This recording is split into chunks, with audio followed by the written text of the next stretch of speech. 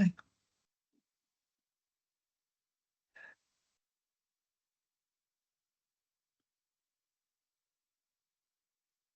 Hello, good morning. Welcome to our Simpler Recycling webinar. We've got a few people just coming into the lobby, so I'm just going to give it a minute to see if anyone else is coming. I am Rob McCleary. I'm the Communications and Market Manager here at Garenbury Council, and Sarah Troman is also here. She's the Director for Operations. And basically this morning we're going to talk to you about some changes that are coming in to recycling that's going to affect some of your businesses. The plan is for a short presentation, and then we'll have an opportunity to ask questions. There is a Q&A function at the top of this meeting where you can put your questions in there, and then we will aim to answer them as we go, or at the end of it, depending on how we get on. But yeah, we've got quite a few people in now, so I think we'll get started. So if I can introduce Sarah to do the presentation. Thanks, Rob. Welcome everybody. So hopefully you're all expecting to see a bit of a presentation about simpler recycling and how this affects your business. So next slide, please. So, Sorry. So basically what we're going to cover is what simpler recycling is, how it affects you as individual businesses, what you need to do, what the impact is if you don't comply with the new legislation, how we can help with that, and then, as Rob said, there's an opportunity for questions at the end. Next slide, please. So effectively, the government is obviously keen to look at improving recycling rates across England. This only applies to England. Scotland and Wales are doing something slightly different, as are Northern Ireland. So this is about making our resources work longer for us, reducing the amount of waste that goes to landfill, and reducing carbon emissions support associated with waste. So it's all about encouraging recycling and kind of trying to standardise the materials that are recycled across England, with businesses going first, and actually domestic waste will follow in 2 years' time in a kind of staged way. Next stage, please. Next slide, please. We've got a little video here for you just about food waste.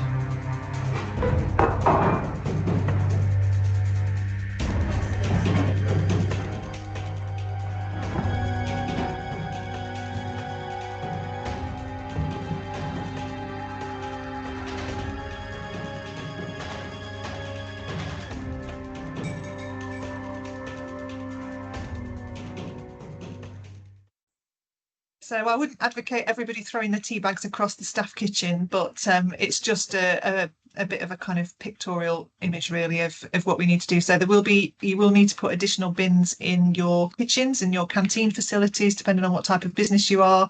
If you've got 10 or more employees, you need to separate your waste, and you need to have a contract in place to take away that separated waste in different waste streams. So for Nottinghamshire, it will be residual waste, which is the stuff that can't be recycled, basically, which will currently also include soft plastic, so film and cellophane. So if you've got a lid off a ready meal, if you've got carrier bag, bread bags, that sort of thing.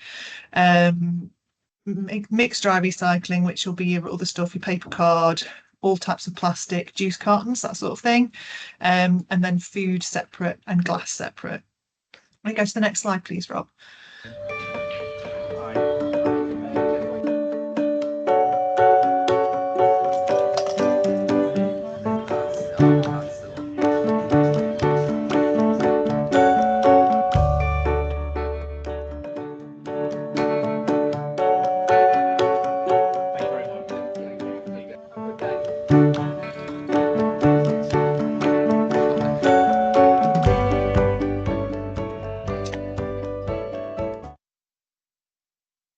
So again, there's just a little kind of video about collecting the glass separately. So I don't know if any of you are from hospitality type premises where you might already separate the glass, but that's going to be a legislative requirement going forward. So this just gives you a bit of a kind of recap of the requirements that are going to be going. So 10 or more full-time employees, you've got to separate plastic, paper, card, glass separate, completely separate, metals, and then food waste, again, separate from the general waste. So in theory, there shouldn't be very much general waste left for you to have to dispose of as a general waste. It's only if you're the kind of business who generates things like perhaps wood shavings or something, polystyrene, that sort of thing that can't be recycled anywhere. Next slide, please, Rob. So what you need to do, what every business needs to do with 10 or more employees, is making sure that your business has a waste collection service arranged in place, a trade waste service, to arrange for the recyclable materials to be collected separately from your general waste. So this will be a food waste collection separately, mixed dry recycling separately, which includes a lot of those materials, and then glass separately. Next slide, please, Rob.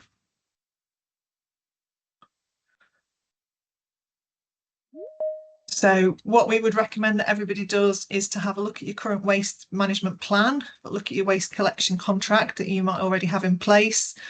Have a look at what's in your bins. I know it's not a very glamorous thing to do, but just have a look at what sort of stuff you are throwing out so that you can try and gauge how much of it might go into the mixed dry recycling, how much of it might go into food waste, and how much is left for residual, so that you can then work with your collection provider to work out what size of bins you might need for each one and what sort of frequency you might need. If you've got hardly any general waste left over, it might be that you don't need a very frequent collection, but you might need a bit more on your recycling if you're getting through lots of paper and cardboard.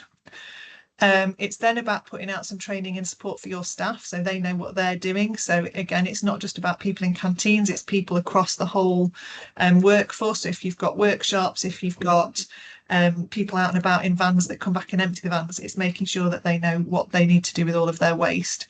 And the legislation for businesses with 10 or more employees are coming in on the 31st of March. So that is in 3 weeks' time. Next slide, please, Rob. So we do offer a trade waste service at Gedling Borough Council for any businesses who might be interested. We can do a quote. Absolutely no obligation to go with us. This is just really about raising awareness.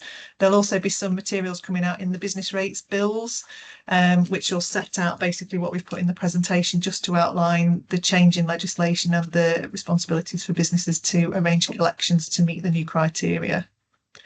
Next slide, please, Rob. I think that's the end of the presentation. Yeah. So yes, so there's an opportunity now to see a couple of questions coming in. So someone's asked if we can have a copy of the presentation. Yeah, we can absolutely do that. That's not a problem.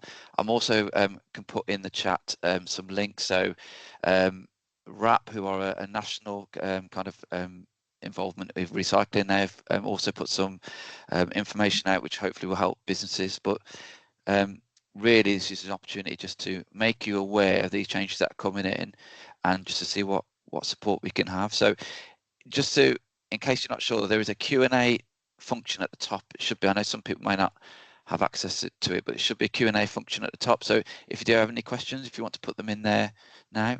Okay, I see some coming in. So Kim has asked, will we need to put food waste in bags before putting it in a bin? So it's absolutely up to individual businesses. We've been advised by the food waste disposal point that they can accept compostable food waste bags if you want to line your caddy.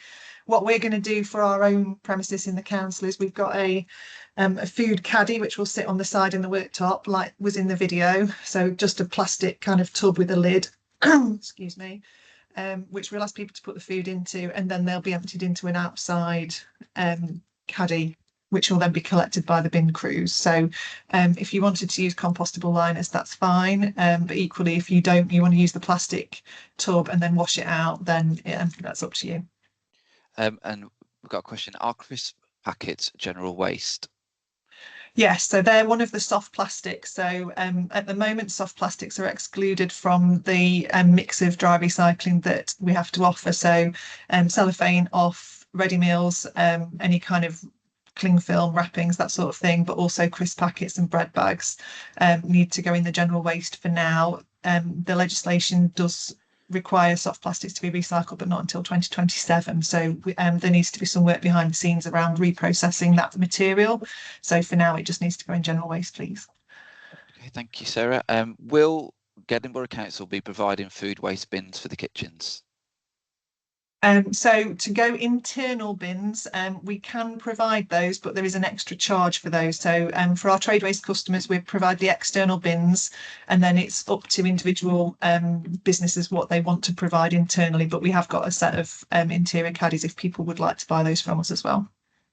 Okay, thank you. Another question. We have sites in Nottinghamshire and Derbyshire. Can you collect across different areas?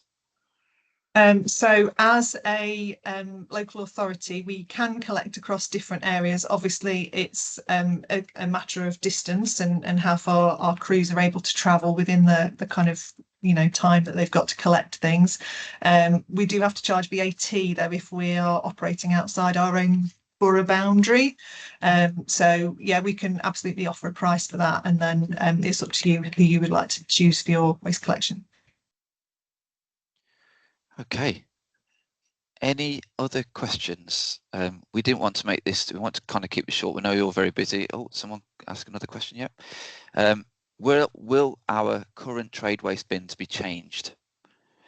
So the team will be proactively contacting all of our existing customers to try and understand their needs. So we talked about the waste audit. So to try and understand, at the moment you might have one large bin, but going forwards you might need much smaller individual bins, or you might still need one large bin and very small additional bins for the extra recycling, just depending on what sort of waste your business generates. So the team will either be in touch with you, or the contact details are on the screen now if you want to proactively contact them to discuss what your requirements would be. Okay, another one. Oh, and just to say that they are a school. So the person that asked the last question just said that they're a school. That's Okay. and I've got another one about a school. We are an infant school serving school milk. Sometimes this is in cartons and sometimes in small plastic bottles. Do these need to be cleaned and washed before we bin them? So ideally, we would like them to be rinsed before they go into the recycling, and that would be the same for any kind of trade waste provider, to be honest, because it's about what residual kind of food waste is left on them when they arrive for reprocessing. I understand Tetra Paks are difficult, so if it's a juice carton or anything like that, difficult to rinse out. But as long as they're empty, that is key. That everything needs to be empty and as clean as it can be. Okay, thank you. And then another question: can the general waste and recycling bins be collected on different weeks? Yes, that's absolutely fine. As I say, it very much depends on the frequency will be determined by the waste that your business generates. So if you generate a lot of food waste, then you're going to want to move that on and get rid of that quite quickly. But if you're not generating a lot of mixed dry recycling, it can sit there for much longer and just until your bin's full and you're ready for us to come and collect it. Okay, and then I've got another question. Are there consequences if we don't follow the legislation, if we make errors? I mean, if you're making genuine errors, then I think that's kind of fair enough. There will be, you are required as businesses to comply with the waste legislation. It will be enforceable going forward. So it would be, there will be penalties if you're not complying with it. Okay, and then someone's asked, how soon will we be contacted regarding the change? So the team are working through our list of existing trade customers now. So if you haven't already been contacted and you are a customer, you will be on their list to get through. If you're concerned that we haven't been in touch with you, then just drop the team a phone call on the number below or an email, and they'll get back in touch with you as soon as possible. Okay, and then we've had another question. Do you think that these bins will attract rodents?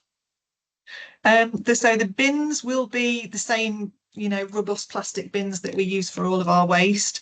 So they've all got lids. They're a contained space to collect waste in. The waste type that you're putting out won't change. It's just that it's going to be in more containers separated out. So rather than having one big bin, as I say, you will have several smaller bins. So I don't believe that there will be a huge problem with rodents, but obviously it's one to keep an eye on and make sure that everything goes into the bin and there's no side waste on the floor or round about the bin. Thank you. And then this next question I can probably answer actually from Lisa. It's about, is there any specific support for schools and classrooms, for example, posters? This is a government change, so from a communications point of view, there are some assets that are being provided, so we can absolutely get that. I think what I'll do is before we close, I'll put a link to the RAP website where you can see whether you can download posters and things. But I think there is still some work to be done on those. I think there's still there's only a few bits and pieces, but we will be able to provide some of that as well. We're putting together some assets. So yes, is a short answer. We can get something. Anybody else? Yep, another one coming through. So with schools having up to 5 weeks holidays, there's a concern about smells from the bins. So obviously the holiday period hasn't changed. So we would collect bins in line with schools kind of requirements. So if you need us to come and empty your bins just before the school holidays, then we can absolutely do that. And then it might be going forwards that for food bins, you might need to think about how you get those cleaned out. Obviously, if you've got a smaller kind of caddy that goes in the kitchen, it's quite easy to rinse it out in the sink, but it needs hosing out for the big outdoor bins. So it's one to think about for everybody, and we need to think about that as a council as well. Okay. Any other questions? I think, and like just to say, we've got our team on standby if you do want to speak into more detail, or if you've missed anything from the presentation, if you're dialed in a bit later, we can absolutely help. I think just see if another one's coming in. Sorry, just bear with me. What about shredded paper? It's a question we've been asked. Yeah, so shredded paper is an interesting one. So I have asked the question of our of Veolia, who are our disposal partners, basically. So we deliver all the stuff that we collect over to Veolia for reprocessing, and they do the actual recycling. Their advice is that shredded paper should continue to go in the general waste bin. But I think we just need to clarify that with how that fits with the legislation. So the advice at the moment is that it goes in the general bin, but we're chasing that up, and if there's an update on that, we'll make sure all our customers are aware. Thank you. And then another question about invoices. Will the trade waste invoices be sent out based on current use if we have not had contact regarding the change? Lucy, would you be able to advise on that? Sorry, Lucy's sorting our trade waste team at the moment, so she'll be better placed to answer that than me.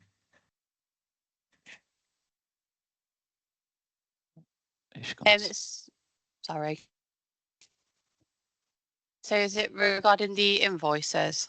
Yeah, will trade waste invoices Would you repeat the question again? Sorry. Yeah, sure. Will the trade waste invoices be sent out based on current use if you've not had any contact with them regarding the changes? We're sending out new contracts to all customers, even if you're keeping the bins exactly the same. But yeah, the invoice will be sent out the same if you're not having any changes. It would just be the uplift from April as they do every year. Thank you. Okay. Unless there's anything else, I'm sure you're all very busy. This presentation will be made available. We've recorded it, so we'll make it available so you can watch it back. But I think unless there's anything else, I'll just say thank you for attending. Thank you, Sarah, for presenting. And yes, any questions, let us know. Otherwise, we'll say goodbye. Okay. Thank you.